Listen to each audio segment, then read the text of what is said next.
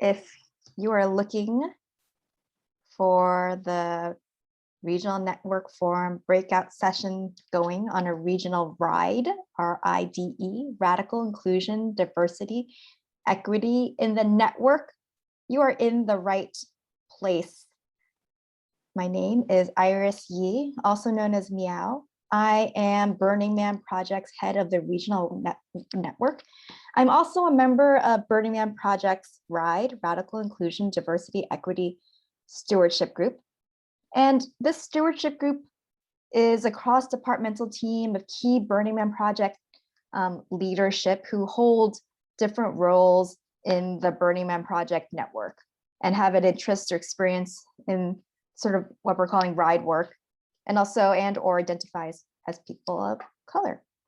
And their role is to prioritize and manage and advocate for this work across our staff, Black Rock City and burner communities in the world. So just a quick overview of the agenda, the flow, or the table of contents. I'd like to spend some time getting to know you, get all of us in the room. What does radical inclusion mean to you?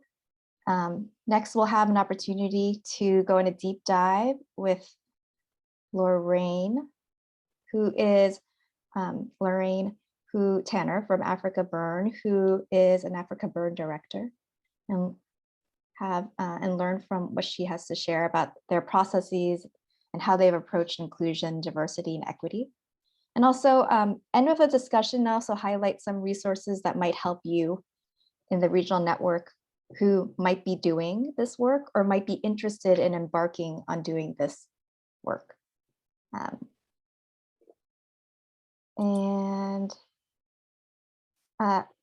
right. So I think everyone in this Zoom room is familiar with this principle, radical inclusion. Anyone may be a part of Burning Man. We welcome and respect the stranger.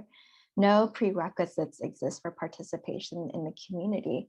So when I read this, I think about the questions, oh, what does radical inclusion mean to me, to you as an individual? What value does diversity bring into our lives? And what have people done to make me feel included in the past, whether it's at Black Rock City, at a regional event, at a burner space, or in spaces outside of the ones that our community creates. And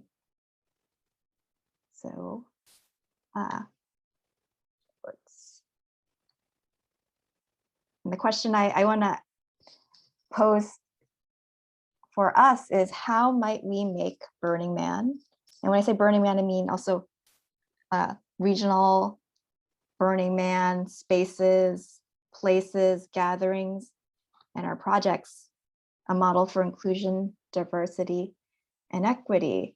And something that Burning Man Project has been doing is we've taken, I like to show this graph because it sort of outlines a little bit of like where at least Black Rock City, which is one event in a constellation of Burning Man regional events, and how through one lens of inclusion, which is for this ethnicity, like how the city plays out. And over here, there's some, on the right is the actual breakup of numbers. And if you're curious, the US Census, it's pretty much like matches like 76%. In 2019, these are stats from 2019 event, matches the white Caucasian stats numbers. But as far as the other numbers, they are misaligned, or at least they don't match. And what does that mean? And something that my team has access to, let's see.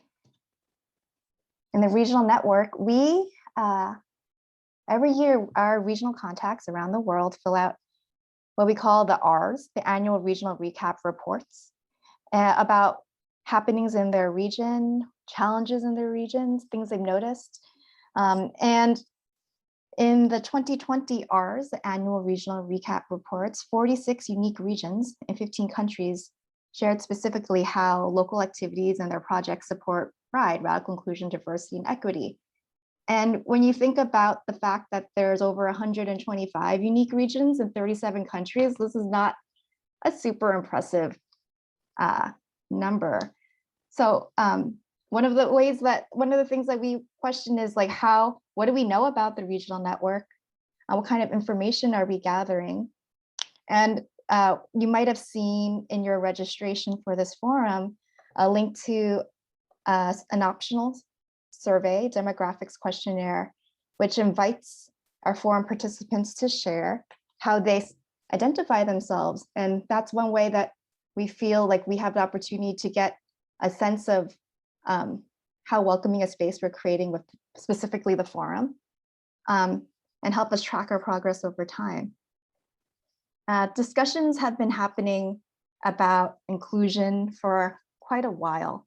I think as far back as the Global Leadership Conference in 2017, when we had a session on, I think it was called Respect 101, defining and understanding the language of race and privilege and us, as a breakout session, to more recently at the European Leadership Summit in 2018, when we had a discussion about radical inclusivity in our European regional communities. It's definitely been a subject, and we've noticed that in the midst of the pandemic in the United States and other countries in the world, there's been more actions and projects around the growing social movements to combat sort of systemic forms of racism through some burner groups, including one report of a regional group in Austin organizing volunteer medical teams to assist individuals who are injured in response to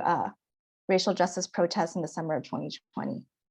And also some reports about a little bit of progress in equity and accessibility, where some events were transitioning to online platforms. And I hear the message from the last breakout session. Thank you for hosting, Aaron, that the online platforms aren't all uniformly accessible, and that there could be more done to improve that. But something that we are continuing to do is, from my point of view, sitting as the head of the regional network and also as a member of the R.I.D.E stewardship group, is to gather more data, and which we are doing through an optional anonymous demographic survey that was sent with the forum registration, to get a better sense of like who's on our, how people self-identify. Also with elevating conversations, Burning Man Project has been trying to elevate the voices of different people who represent different groups in our communities, and making sure that they have an opportunity to share their stories on the journal or in other ways. Also through learning and teaching.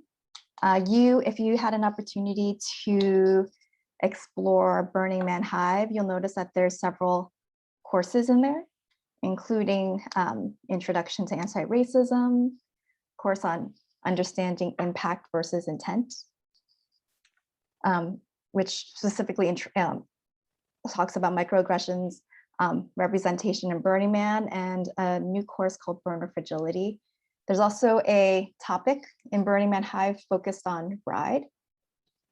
We hosted our first R.I.D.E town hall last year, and we've also been listening to experts. If you joined the opening plenary, you might have heard Marlon Williams, who's part of our R.I.D.E advisory group, and he's one of several community leaders who have a vast experience focusing on this work and have kindly offered their guidance as we roadmap more ways that our organization can actively practice.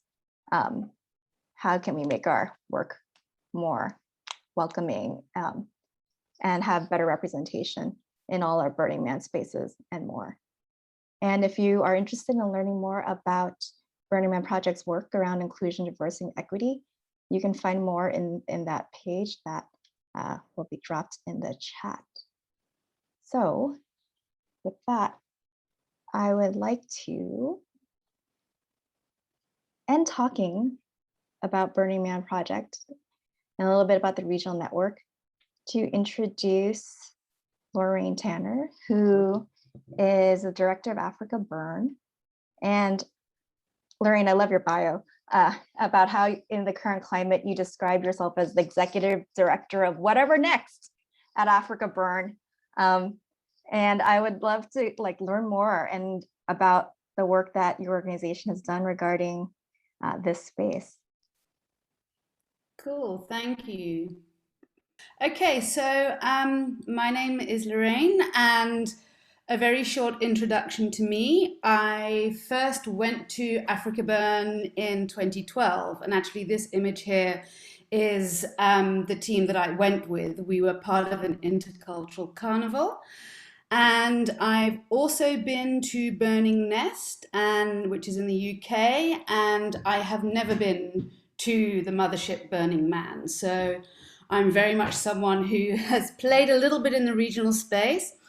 I got involved with the AfrikaBurn organization in 2015 when they had received some funding from a government agency, and my experience around kind of like managing government funding was what intrigued them about me. So I became the white person who was responsible for increasing diversity in AfrikaBurn. And just a little bit about AfrikaBurn. It's been going for nearly 14 years, and prior to COVID, it had 13 iterations of its annual event, which is kind of what it looks like there on our old event site, which is Stonehenge, and we've recently moved everything a few kilometers to a new site. And it's in a place called the Tankwa Karoo, and the Tankwa Karoo is one of the most impoverished and isolated places in South Africa. So the context of where we are is also incredibly important in how we think about diversity and inclusion as well. So yeah, we have an annual population of about 12,000, and that's been consistent over the last 3 events prior to COVID. But we also have about 40% internationals join us. So there's a real mix of people, but we also get a lot of people coming in. So yeah, so that's that. So I wanted to think about framing radical inclusion, diversity, and equity. And I came across a blog the other day from a guy called Stephen Cassidy, who is a cultural researcher in Australia.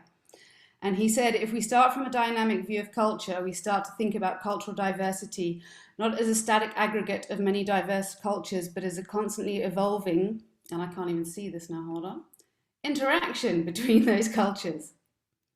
And then bringing it into a space of transformation. And transformation is a specific term in South Africa. It relates to inclusive growth in the country.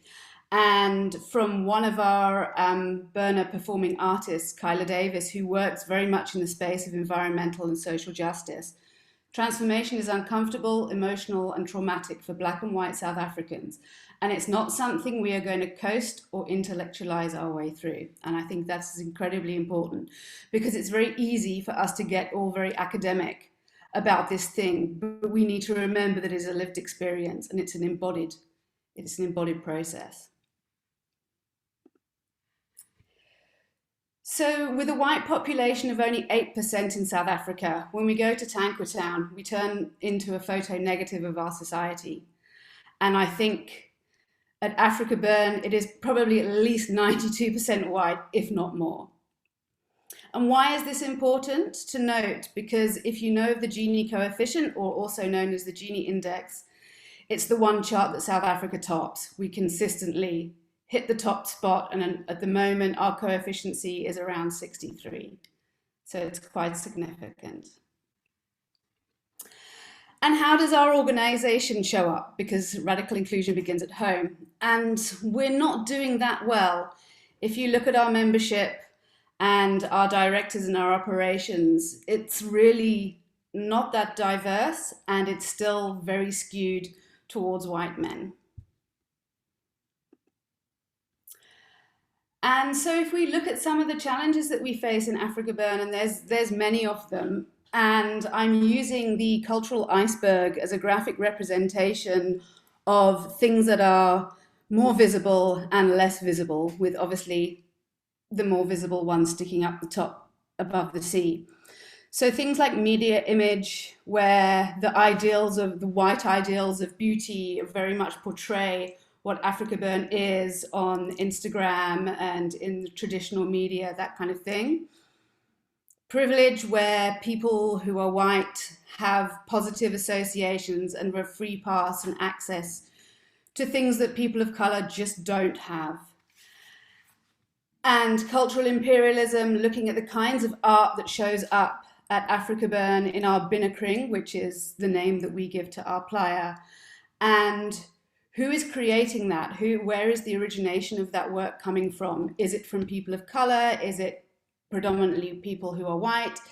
Is it internationals? One of the big questions we often get is, where is the Africa in AfrikaBurn? So that's a key thing that we also look at. And then there's things like agency and echo chambers and resistance to change that are operating in the background. Other things that are highly visible are things like manual labor. In South Africa, manual labor is traditionally something that is done by people of color. And when we have plug and play camps, it's very obvious who are the workers who are there to erect the stretch tents, etc., and who are the people that have come to participate at the event. And that's a real challenge that reflects back that transactional and oppressive relationship between white people and people of color. And then microaggressions, obviously, who is centered in addressing those kinds of things. And then coming down to good old unconscious bias, which is a soft way of saying racism.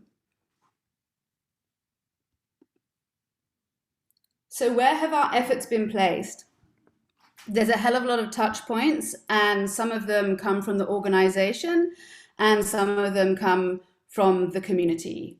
And many of them actually start from outside of the event and kind of loop back in and then loop back out again. So things like Streetopia and Etopia, the Tankwa Outreach, Blank Canvas Express, Spark Grants and the Mandela Day stuff.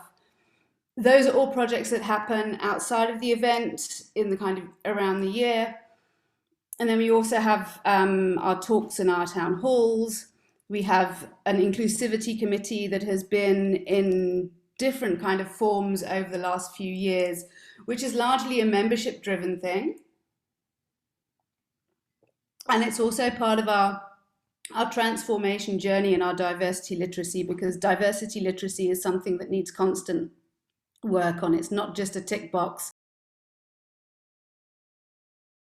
It needs constant work on. And then going back up to the top here, the Unati program, which is what I'm going to unpack in a bit, is probably our most visible project, which leads into the event. We also attend to things like translating the principles into different languages and our survival guides. Then coming from a community direction, the queer-friendly camps, Soberland, universal access as well. I mean, the previous session spoke a lot about accessibility, and that's something that we really have tried to champion in making sure that disabled participants are supported. And that can be things like placing a toilet by their camp, giving them exclusively a toilet, making sure that there are tickets available for carers and things like that. So that is definitely part of our wider inclusion program. And then there's also things like external funding, which helps us in terms of job creation in the arts, within arts projects. It helps people participate who can't afford to give up their time and build something voluntarily. And then partnerships. We have a flourishing partnership with a local tertiary education provider, and that is helping us get interns, especially young interns of colour.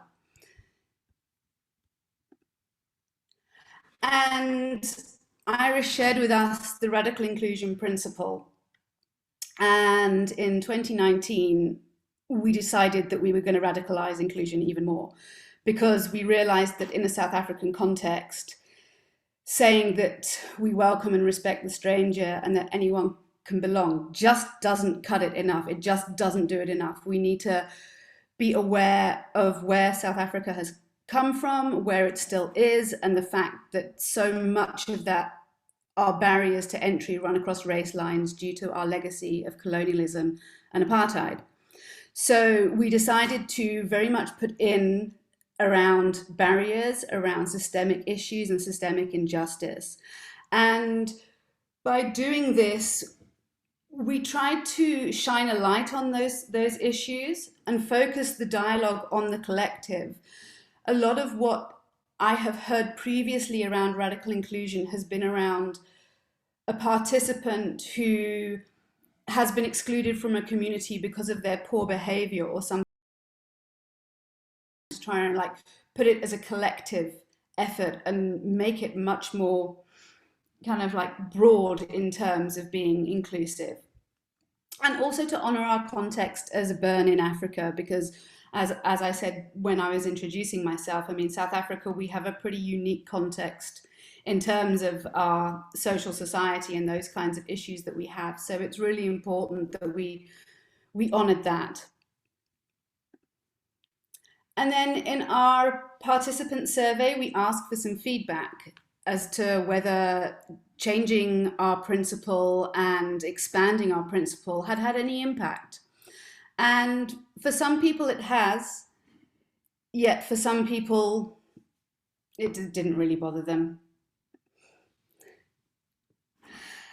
And then I'm going to speak about our R.I.D.E program now, which is an access program that we have developed over many years.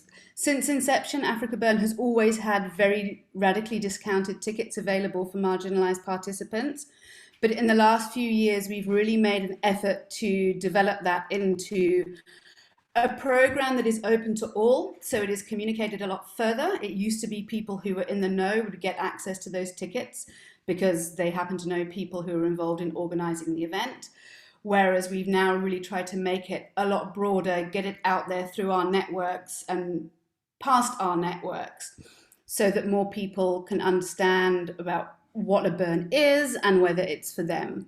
And we've done that through going out and doing community engagements and talks, especially reaching through kind of fringe communities where people who know about AfrikaBurn or who have been to AfrikaBurn can help us organize something with communities that they engage with. So that's been really successful. But the R.I.D.E program, I think it's really important to kind of outline, is that it's an access program. It's something that facilitates removing economic barriers and barriers to resources, because people don't have the kind of social capital in order to garner those things to go. It is not an inclusion program because it's for the community to be radically inclusive. We cannot force inclusion onto people. So I made a meme a couple of years ago because our fiercest critics actually come from within the wider organization and the organizing team. And so some people were quite critical and they said that it was charity. Some people criticized the sharing of resources by people of color as being ghetto creating, and not passing any comment to the fact that when white people are camping together exclusively, they think it's simply collaborating or pooling resources. So really kind of unearthing bits of unconscious bias. And then, of course, some people don't think it goes nearly far enough. And we only have an allocation of 300 tickets. So in a population of 12,000, it's really like a drop in the ocean. But it's something that is growing, and it's important to note that not everyone who is a person of color comes through the R.I.D.E program. There are many people that come with their own crews and their own friends. And then the participants that come through the program, they are artists. Some of them are jobbing artists, and some of them are internationally recognized.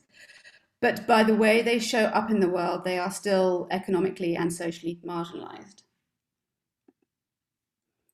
And this is just a breakdown from 2019 as to how the participants on the R.I.D.E program participated at the event. So many of them came through registered theme camps, who received creative grants, who were volunteering, and who had come through programs that were associated with the organization.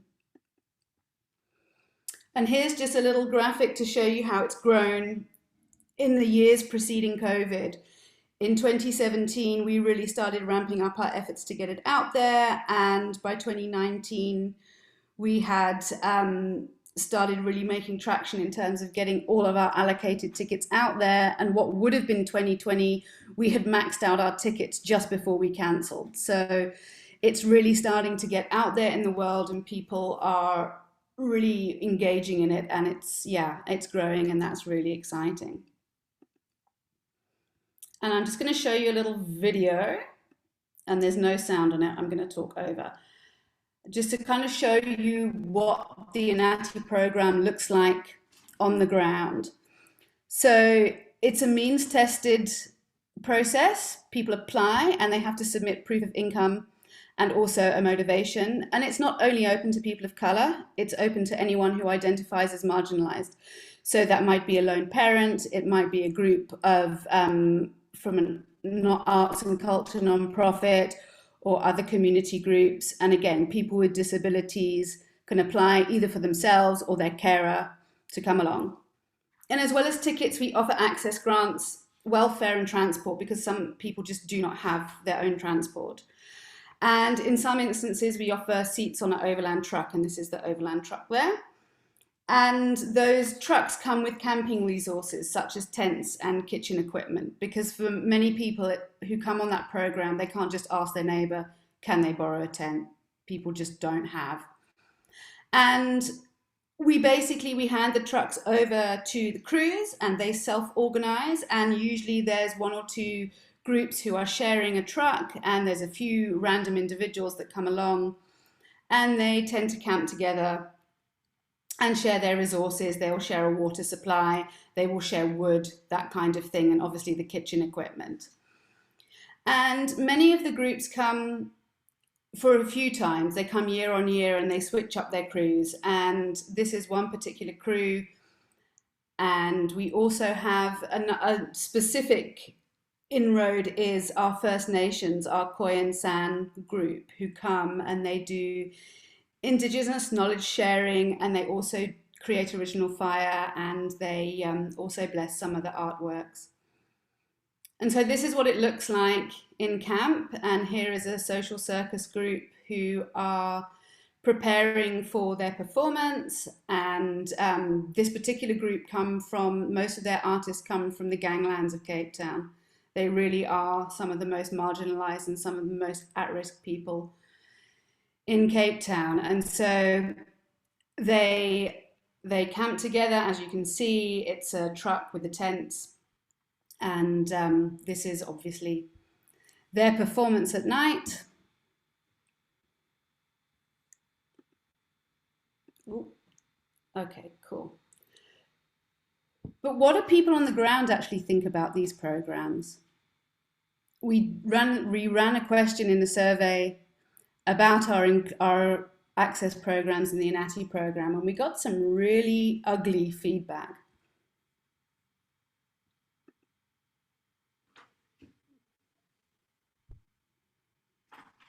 Particularly, to give free tickets is downgrading the paying people.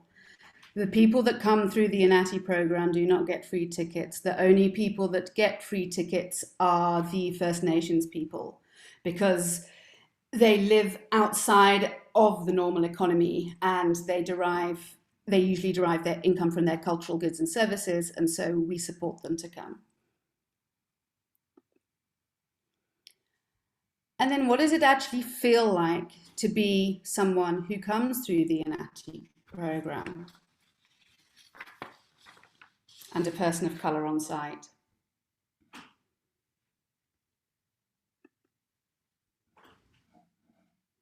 We recently conducted some interviews with some of the INATI participants, and this is some of the feedback that we've been receiving.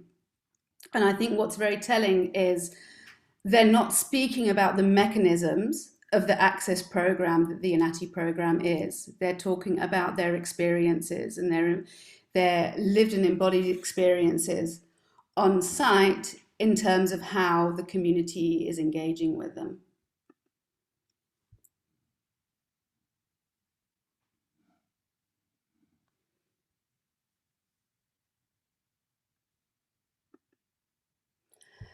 And so what do we do to do better? How do we actually improve our mechanisms of inclusion? One of the things that we developed in 2019 was an inclusivity guide, because we have, as I previously said, we have a lot of international participation, and one huge contingent of that is a group of international rangers that come over from all over the world, but many come from the States, but they come from Australia and Israel and many other burns, and also Nest and some in the UK and also in Holland. And so we created a guide to try and acculturate people about the South African context. And we put in a whole load of different materials into that. And it was developed by a girl who was an intern of mine. She is a woman of color, and at the time when she was developing it, she was a virgin burner. She had never been to AfrikaBurn, and she was imagining the kinds of things that she would like to share about her country and also her day-to-day experiences that would help people before they arrived in Tankwa Town to get a bit of an understanding as to how to engage. And so there was a whole kind of like section around South African history. There was a whole bit about racism, a whole lot about gender identity, and also disability. And we just need to get that out there and get that engaged with a hell of a lot more.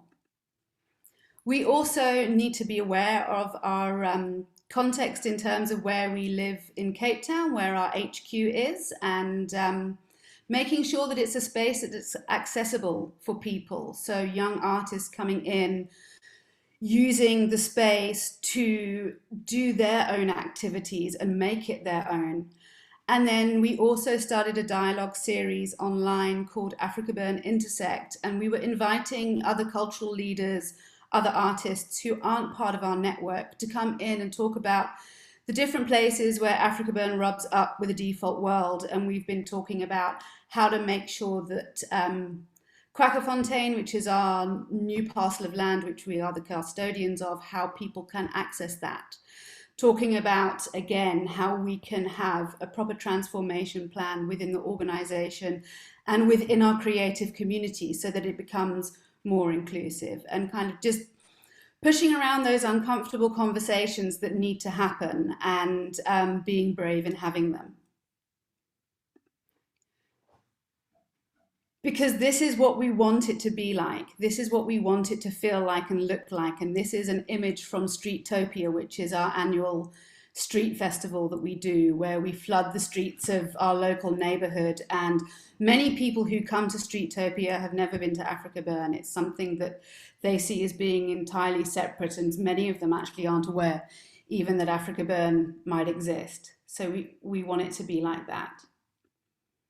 And then going back to R.I.D.E in Australia, cultural diversity fosters innovation because innovation occurs where cultures intersect and different worldviews come into contact, and fixed ideas and old ways of doing things are challenged and assessed. And for me, that's the crux of it. For me, it's where the innovation happens. And that's why it's so important to talk about intercultural rather than multicultural, because intercultural is where cultures are exchanged and people learn and new things are grown. It's not about just having a bunch of people showing up and looking different. It's about that interaction, and it's about that innovation. So yeah, I'm going to leave it there. Thank you for listening to me. I hope that some of that made sense, and I'm really happy to chat and engage and dig into some of those things. Thank you, Lorraine, for sharing, like in a whirlwind couple of minutes, what Africa's work towards inclusion, not just through the event, but in its but in the work beyond your event. Curious if people had any questions for Lorraine or curiosity about what was shared. Really, really eye-opening, and felt for you reading that feedback. the diversity of viewpoints that are expressed and not really making your task easy. But it was really eye-opening to see the kind of views that you're handling and including. Great schemes, and sounds really good. Other pieces of feedback or sort of like ideas that might have been sparked in listening to Lorraine?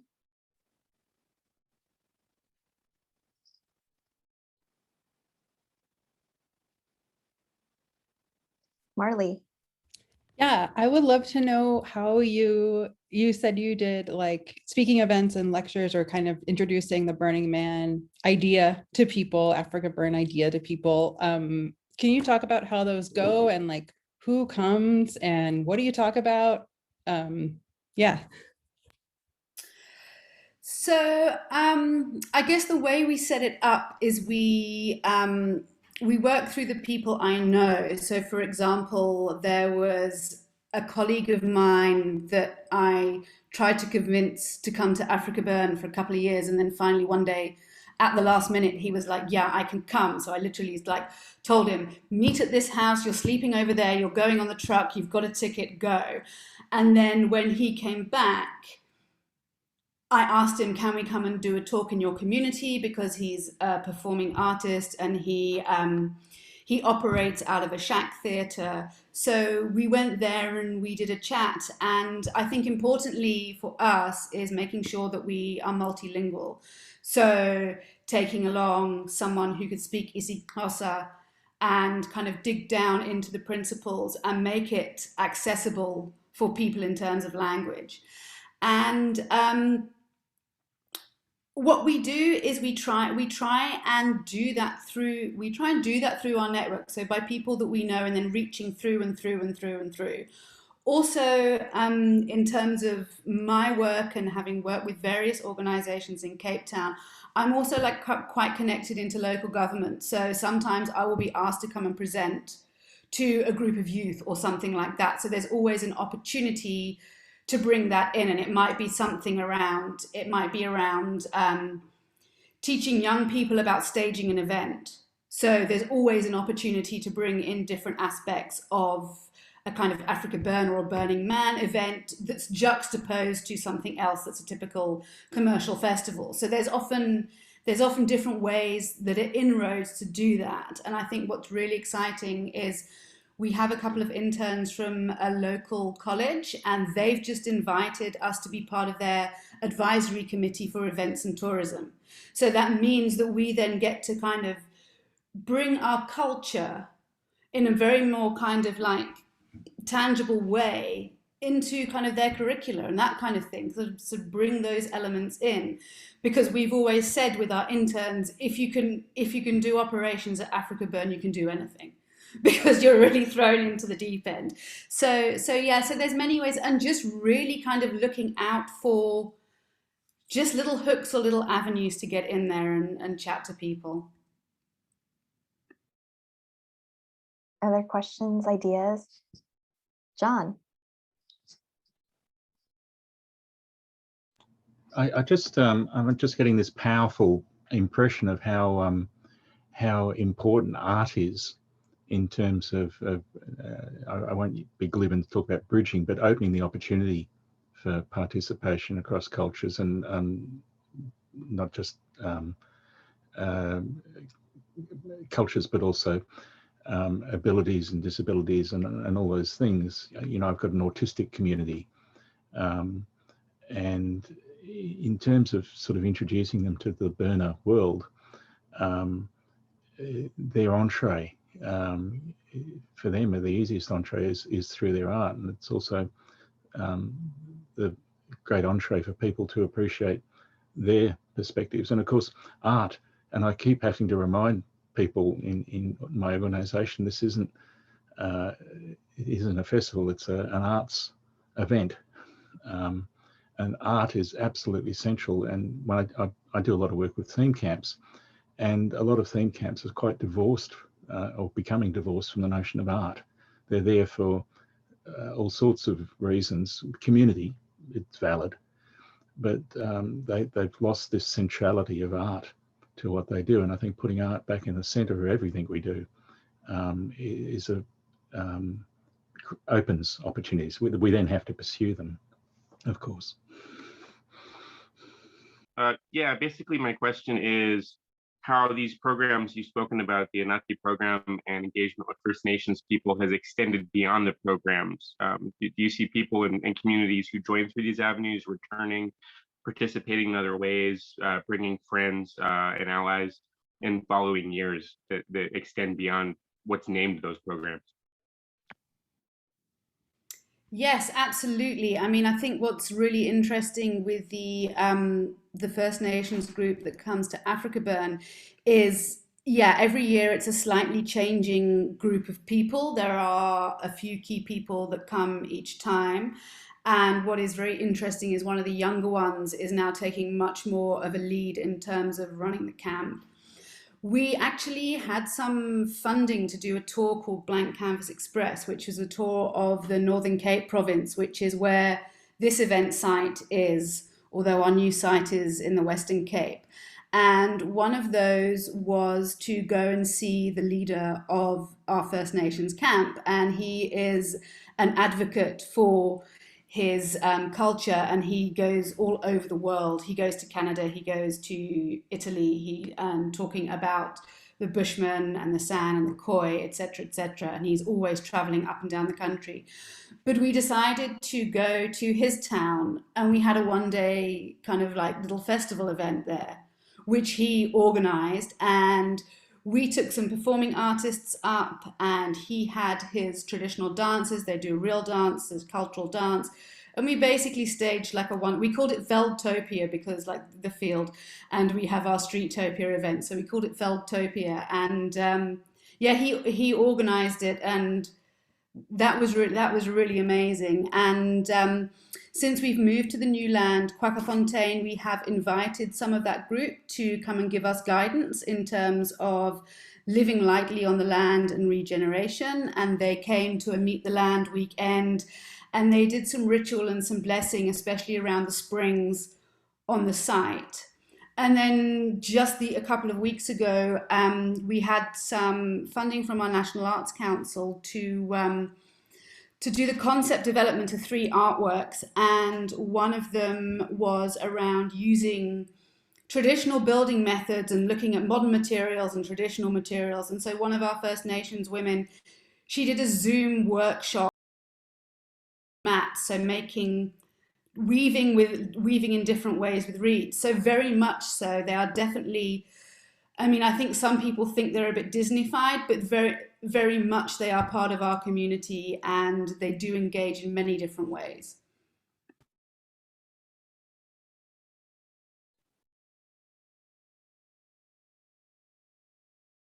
Does that answer your question? Any other comments? I'm also curious about like what, because I've seen some chat and some questions, and I'm curious about how are the groups that you represent or are part of viewing radical inclusion and diversity and equity. And I'm curious about what your groups might be doing or considering doing in supporting this work. I think one of the key areas is straight up participation. I mean, that's a huge gift, overcoming those barriers. I mean, I think I shared the one comment about the person who was in their camp for 3 days before they ventured out, because that person was someone who'd come by themselves, and they'd actually gone on a journey. They came from Botswana and they came to Cape Town, and then they went. So they kind of went on this long journey by themselves, and then they were very scared. So I think there's that element of just showing up and being there, and taking on the labor of trying to work with kind of like integration. I mean, I think that's pretty huge. One of the areas that the girl that's currently conducting the interviews, and one of the crew that helps me with the Anati program, and the person that I want to hand it over to so I can step out the way, She's been conducting those interviews, but she's very keen to acculturate and train Black Rangers, because she's a ranger herself, and she wants to bolster that side of the volunteerism and be involved that way. And then of course it's championing other things. So we had one of our participants, he championed a stage at Streetopia and took that on, or another group who make stuff with recycled materials. They're looking at ways to make shade structures so that they're cheaper for other people to use. So there's many kind of different ways of innovation that people are coming through, and also just bringing their friends and people they know, and trying to bring more people into the mix. I think one of the really lovely things is that the girl who runs our AfrikaBurn Intersect series, she ran a theme camp, and she was contacted by a group of Japanese women, and she made a theme camp with these women just completely off the bat. So there's many different collaborations, and there's many different ways that people are working. And I think very importantly, they do that without the influence of the organization. They do their own collaborations, and they create their own networks, and they're often collaborating with each other year round and working on each other's projects without us having to get in the way. And I think that's really generative, and that's really beautiful. It's really great to hear. And I know that there's the different regional communities represented in this Zoom room, and I would love to invite you to share, if you'd like the ways you're thinking about inclusion and diversity, and some processes or policies that you're enacted or considering enacting to support this work. John. I don't want to hog the microphone. I guess I just mentioned something else. Theme camp support with my local burn. And what I've sort of had a mind to, and now I'm putting all my effort into, is trying to get the theme camps to actually take on board these issues. That, you know, we've got the regional burns, and they're coming on board fairly well in terms of, you know, let's try and do something about this. But there's a lot of theme camps that are sort of cruising along, and they're sort of under the radar in terms of being addressed, and also they're not sort of seeing this stuff. You know, they're not operating in this space so much that they become aware of these issues. And I guess one of the things I'm trying to get them to do, even do simple things like to make value statements and make statements about inclusivity. And I'm cautious about, you know, these are just words, but words have power. And, you know, if I can gradually encourage one theme camp and then another, and then another, and then take the other ones and say, well, look at that mob over there, they're already doing that, that hopefully it might get some impetus. It has to start somewhere, but hopefully it, you know, might become self-sustaining through those camps, because the theme camps have a huge influence and ability to reach out, and particularly because they're micro communities. They're great at bringing people in and nurturing them. So if I can get those theme camps all of a mind to actually actively practice inclusion, then we've got a, you know, it's a multi-channel approach that, you know, so as an entire burn community around the world, we espouse this as burns, we espouse this, and as theme camps, we espouse this, then we're operating as possible, and, you know, imperfectly at every level, but hopefully with more of us doing it, it's heading towards a more perfect world, as it were. And I like the comment about that spontaneous. One thing I'm now talking about is it doesn't have to be a theme camp. Communities of people, you know, just a little neighborhood, you know, 2 or 3 people camp together at an event, have an opportunity to create change, get together a knitting group, a crochet group. And, you know, in Australian Aboriginal culture, weaving is absolutely powerful.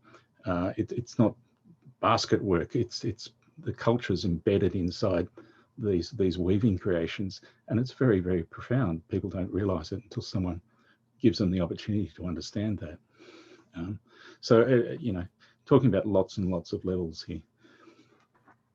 Yeah, John, I love how you shared and pointed out that there's different like institutions that can be supporting this work from the regional events or the event side, the processes and policies in place, to theme camps. You could it could be art crews and thinking about how they design and create their work. Wait, Aaron, were you raising your hand? Okay, you're good. Yes, I was. Oh, go.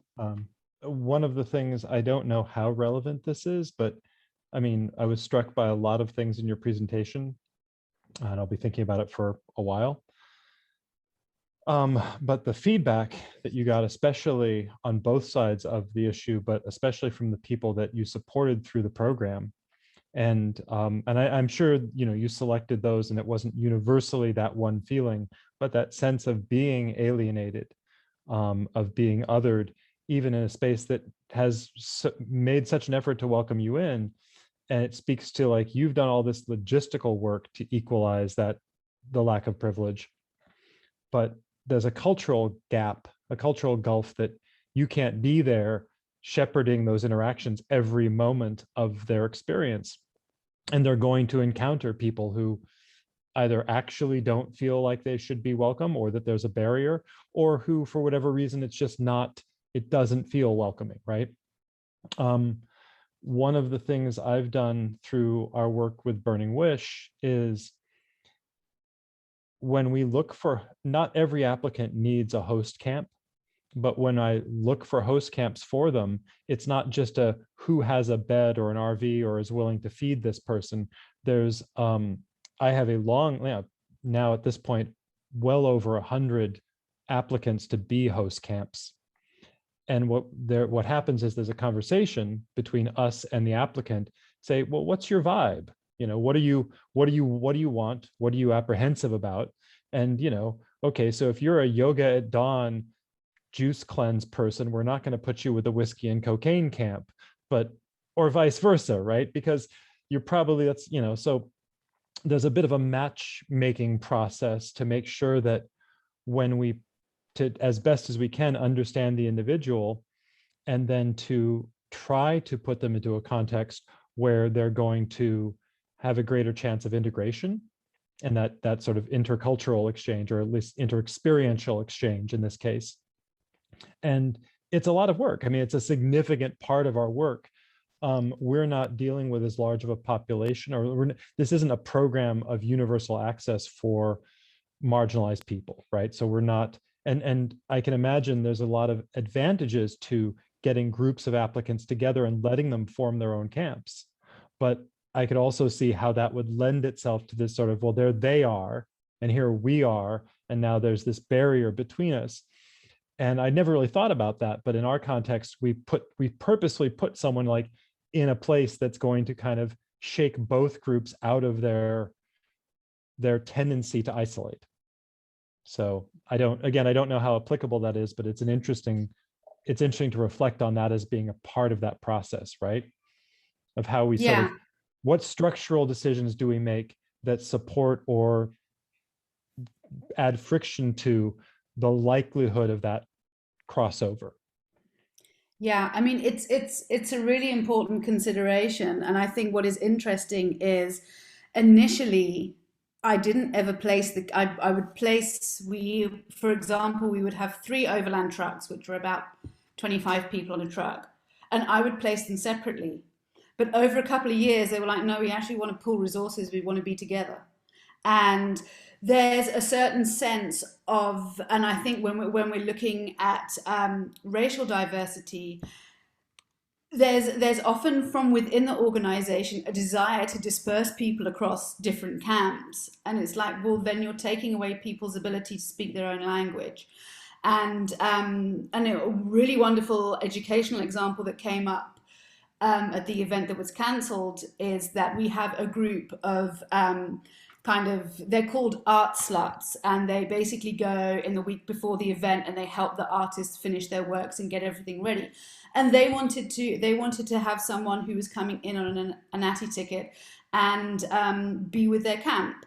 And I said, that's great, but why don't you take at least 2 people, because then they don't have to be on white person duty the entire time. They can sit back and talk in their own language when they want to, and they can step back. And I think some of the stuff coming out of our survey is around making sure that we identify camps that are safe.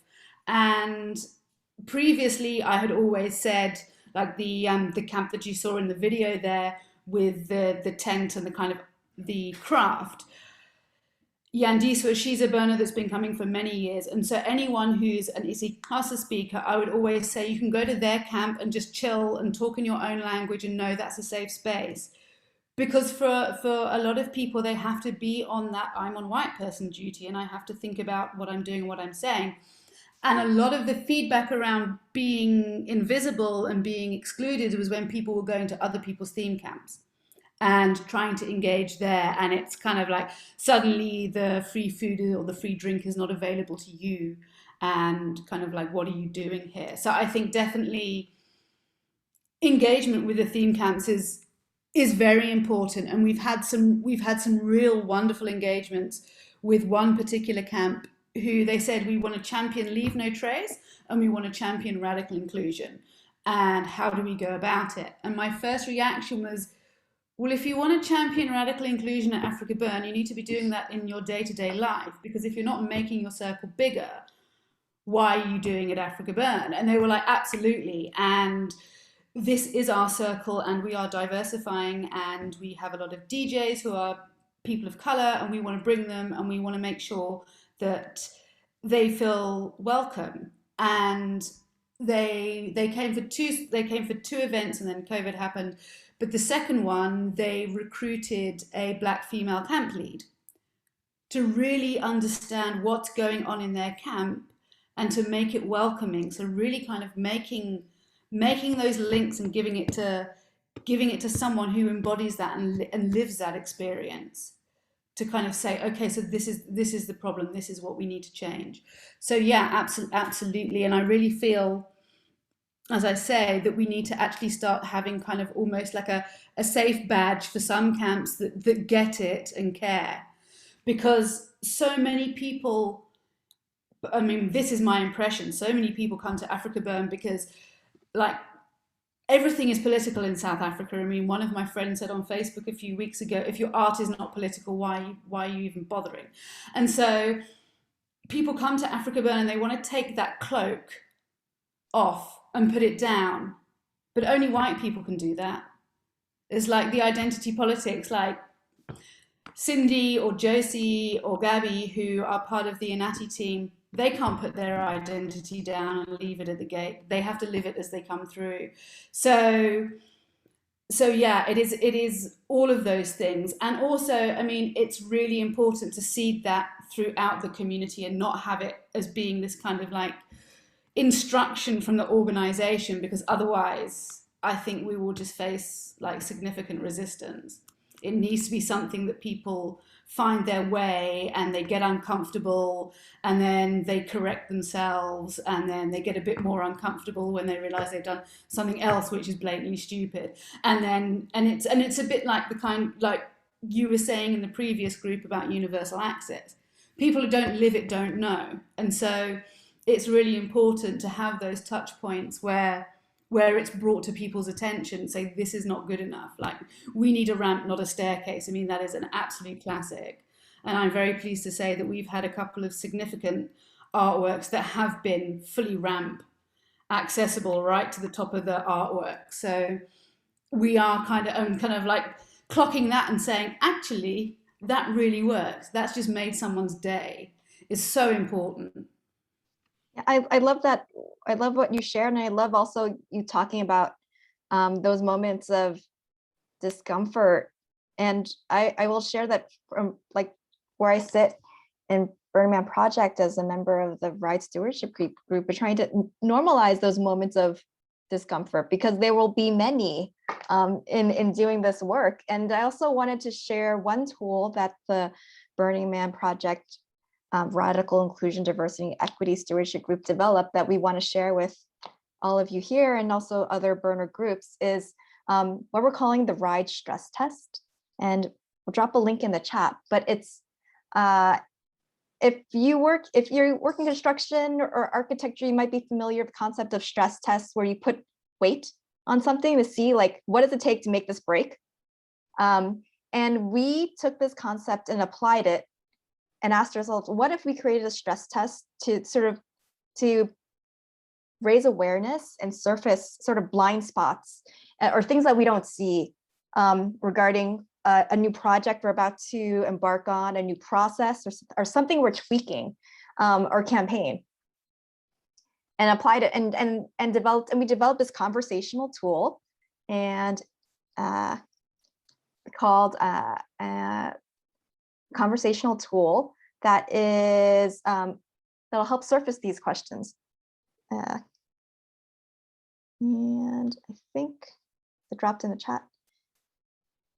Thank you for dropping that. And you're welcome to take a look at it, share it with your groups, share it with your teams, but its intention is to be applied at the beginning of any new project, initiative, or campaign or process. And it's a framework to think through some of these questions. And ideally, this is a conversation between two people. So not a conversation you have by yourself. So there's someone who can hold you accountable to your answers and poke you and perhaps sit with you in those uncomfortable moments and ask these questions that are bucketed under strategy, people, measurable, so impacts and operations. Everything from how does this project support radical inclusion, diversity, equity in your group or intended participants, to who's been consulted in developing this project or who benefits from this project, and how will radical inclusion, diversity, and equity be monitored, measured, tracked over time? Like, who has the decision-making power? And to have those conversations. And sometimes when I've applied it, and we've applied it in the creation of this regional network forum, it brings up uncomfortable realizations about how we've worked in the past. And I want to offer this tool to you and your groups to use. I would love to also, if you do apply it, I would really welcome feedback on how it worked, how it might not have worked, and how maybe some of the language, because the people who wrote this are all native English speakers, Americans. I would love to hear feedback from you about how this played out and how this worked or didn't work. Okay, well, there's other resources that are available to you if you wanted to dive more and learn about this work. There are a few trainings on Hive, including the anti-racism training. There's a training or a course about microaggressions, impact versus intent, that you, if you decide to activate your Burning Man Hive account, have access to. In addition, you also are welcome to check out the Hive topic that is posted on R.I.D.E. So, and you can find other people who are doing this work or interested in this work or curious about this work. And with that, I want to thank you for your time. Lorraine, thank you so much for joining us at the end of your day. See you maybe in virtual center camp. Bye. All right, pump everyone out. See you later, guys.